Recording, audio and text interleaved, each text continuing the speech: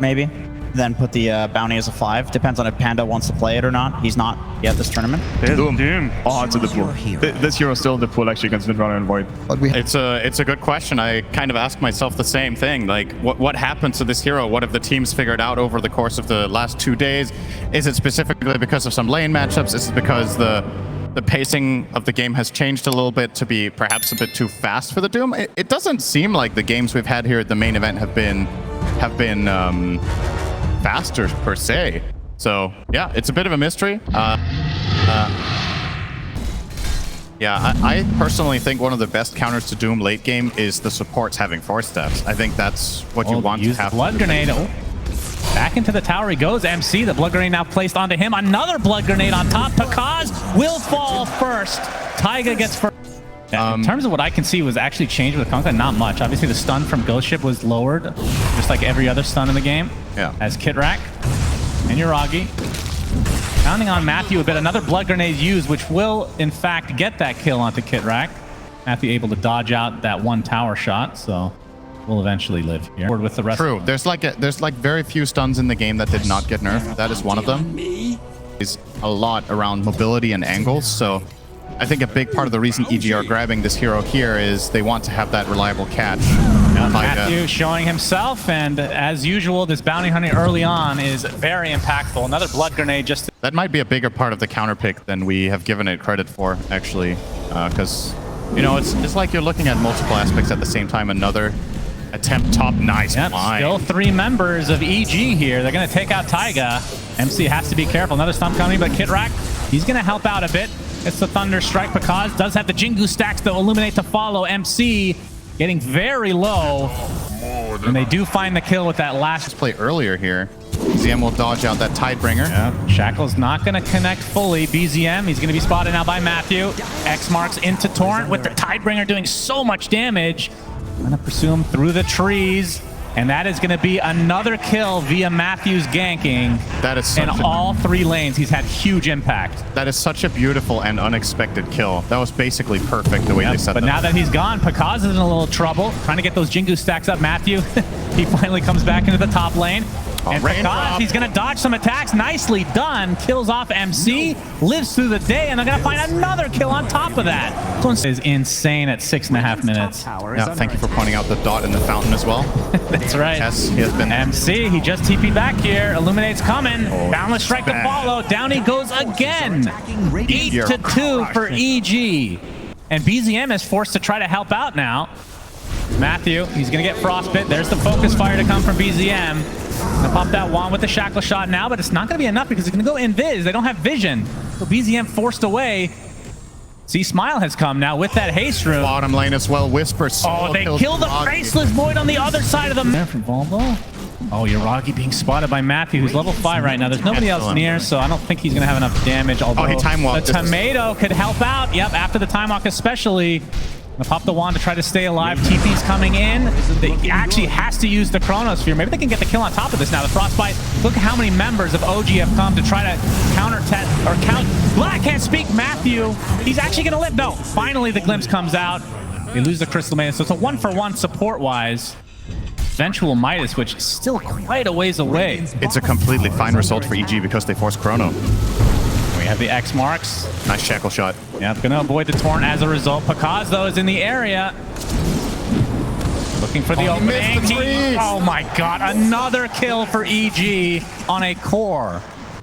And what do you think of this build from the Doom? Going for the mech early on after the Vanguard instead of going for like the typical Midas that we would see. Feels like they want to fight immediately and just take advantage of this big lead that they have.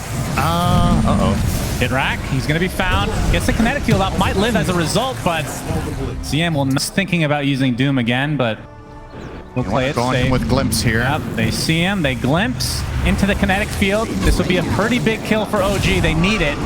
Yuragi gets there with the time dilation as well. Primal work from the sideline. Whisper is going to stay alive. He gets off the mech. He gets off the Doom. And now Yuragi's going to pay the ultimate price.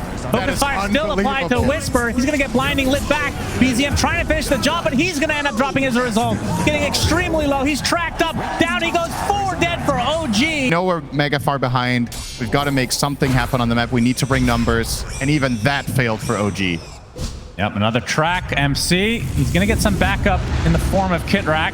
Yeah. Glimpse back onto Matthew. Gets off the double track, but looks like OG should be able to get this kill at the very least. You can see that is going to add insult to injury. Yuragi does get the Midas, and the Chronosphere is placed on Matthew. And that will result in a kill, which ruins the scoreline, but good news for OG fans. And you're like, man, we really could have won this fight with Chrono. It's just not the case. Kitrak, he's found, and he's brought down. And at what point do you think Roche is going to be a thing for EG? Because obviously they can't see what we see in terms of the net worth. This is astronomical. I'm sure they have an idea. Oh, trust me, they know they're for it.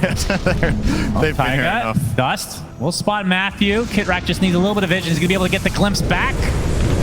This will lead to the kill, even using a freezing field just to make sure that they get it. Yeah, they kill this bounty hunter. It's the only kill they found all game, with the exception on a singular kill on the Monkey King in the top lane. Bounty has 5 out of 6 deaths. Panda. Everybody else with a clean game. He's showing himself, gets off the slow. Whispers here with a casual right click. And that'll be the kill onto the Disruptor. Chronosphere from Yuragi trying to take out this Keeper of the Light. Nice shackle shot to fall. The panel talked about that combo. And a couple kills going the way now of OG. Pakaz jumps in though, gets off the Wukong's command. He's all alone.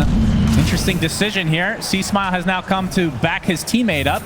Big Roche taker in terms of fighting in that pit area. But C-Smile's going to find BZM. X marks. Shackle is going to disrupt this combo, but he actually ends up connecting anyway. Boundless strike onto 2. Pakaz pops the BK. Bucks with... Yeah, okay. It's... I mean, that's the dream. There's no better combo that they have, and right? You're going to find get Frostbit. Focus Fire. Set up by the Shackle shots. That is going to keep him alive a little bit longer, but will fall in the end. Taiga now going to feel the brunt of Pakaz's right click. Oh my god! Pakaz! Thing with Jinx! C-Smile. Oh, is he actually going to run into MC? The tidal wave brings him back out of the corner. Oh, he got down. Yeah, he's in the area as well. Gets stunned for the time being, but they'll find it. Is when you get these, can you actually even kill the enemy heroes? Greaves, Ghost Ship, Illuminate. The Coddle has... He's dead. Oh, hello. And they also have Pakaz. So yeah, that's true. He has a tendency of doing this. Oh, Balance Strike on the 2 again. Delete 1. Kitrak able to sidestep that tidal wave, but now the buildings are taking heavy damage. We see the ping from Whisper. Faceless Void is missing. Literally the only thing that it feels like can go wrong for EG here is if they stack up too hard. Yeah. Just don't give them that big chrono opportunity. Still with pretty much confidence here. Yeah, Ragi gets off a triple Chronosphere. BZM is going to get blinding lit back after the Focus Fire. They've done very little damage because of all the items you talked about. Even the Static Storm was used.